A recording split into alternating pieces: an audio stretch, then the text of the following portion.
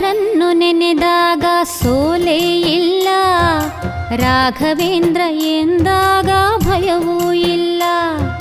ರಾಯರನ್ನು ನೆನೆದಾಗ ಸೋಲೇ ಇಲ್ಲ, ರಾಘವೇಂದ್ರ ಎಂದಾಗ ಭಯವೂ ಇಲ್ಲ.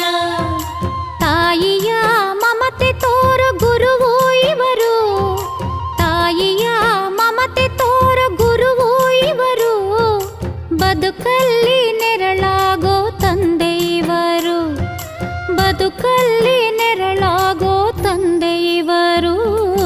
ರಾಯರನ್ನು ನೆನೆದಾಗ ಸೋಲೇ ಇಲ್ಲ, ರಾಘವೇಂದ್ರ ಎಂದಾಗ ಭಯವೂ ಇಲ್ಲ.